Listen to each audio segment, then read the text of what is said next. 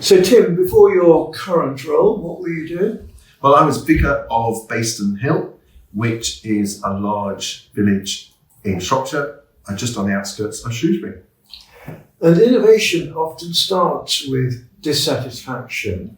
What was your experience? Well, when I arrived, I quickly realised that the church were already dissatisfied with their lack of engagement with the local community, and they wanted that to change. They wanted engagement to be so much more. So how did you go about the process of exploring what you should do as a church? Well, we wanted to come up with a vision for the church community, and we wanted to do that collaboratively. So we gave the opportunity for everybody in the church community to participate in a consultation, and they could do that in small groups so that we could collect the feedback. And then that was brought back to the church council so that together we could explore that, we could prayerfully consider it, see what common themes and threads there were, and then we began to make sense of it and see where God was calling us and drawing us. And after that, presumably became some sort of vision for the church?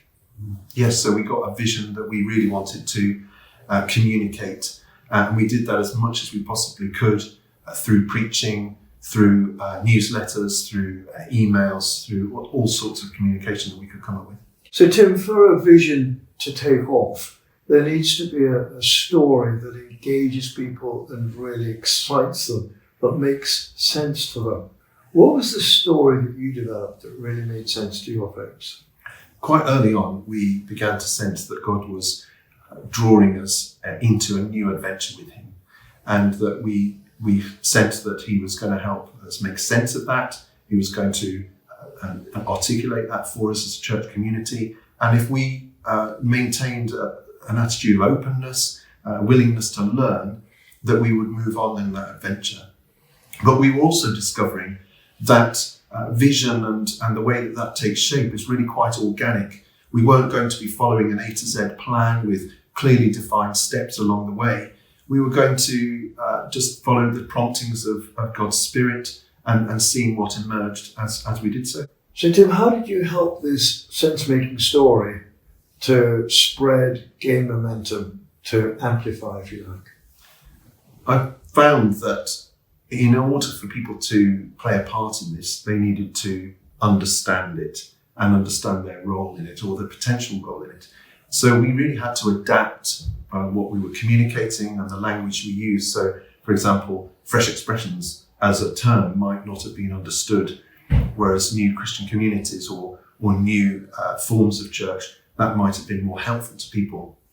And as we began to do that, and we began to make sense of where God was leading us, we found that feeding back to the church community was really important, enabling them to constantly see where God was leading us and their part in it and our part in it collaboratively as a church community. And what began to emerge then was sort of a picture form of that vision in the form of a tree with many different types of fruit on that tree, as we began to see that we would be a community of multiple expressions or forms of church. But even for some people, that picture form of the vision was unhelpful. It was something they couldn't make sense of. So for others, it was a diagram, and for others still, it was a written version of that, so that they could understand it in text. So what was happening was that you were feeding back to the congregation, but the congregation was also feeding back to you. And as they responded, you found that you had to keep adapting your storyline, as it were, so that it made sense to them. Yes, and absolutely. I think that was where, too, I might have made more mistakes than I could have, because maybe in getting frustrated with maybe a lack of understanding where things could have been communicated better, that there was a lot to learn there and a lot of experience to gain in that process. Tim, people often talk about the importance of being on the edge of chaos. That's the borderline between keeping everything under control and being so hands-off that things fall apart. And I'm just wondering what that experience felt like for you.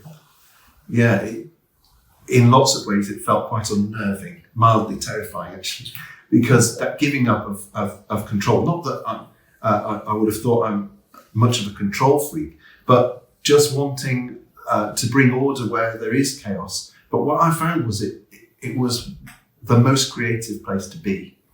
And it also enabled people in that space for the church community to grow into what God was calling it to be. And in giving control away, found that people grew in that and could offer things much better than I could have done. So, for example, facilitating the exploration of the vision and enabling the church council to make sense of all that, I gave control of that away. And what came out of that was an amazing process of discernment and discovery as we saw what God was leading us into. Did that affect the way you looked at your own leadership role? Yes, very much so. I had to assess where I was wanting to keep control and where I was sensing or feeling frustration. And I remember at the time, as I went on retreat and I took this to God in prayer, and I really sensed him saying to me, you know, Tim, I've called you to lead a community, not a project. And that really helped me to see that this is a community of people, all at different stages, all offering different things, and that God was forming us into that community and leading us on an adventure together. So Tim, over your time at Christchurch, a number of new Christian communities emerged. How did this transform? How did this change the church? When I arrived, there was around about 150 people of all ages worshipping on Sundays together. And by the time I left, there was all sorts of different church communities, expressions of church, new Christian communities throughout the week. And engagement in those doubled, so it was more than 300 people. And that was over how long period? Over 4 years. That's amazing, isn't it?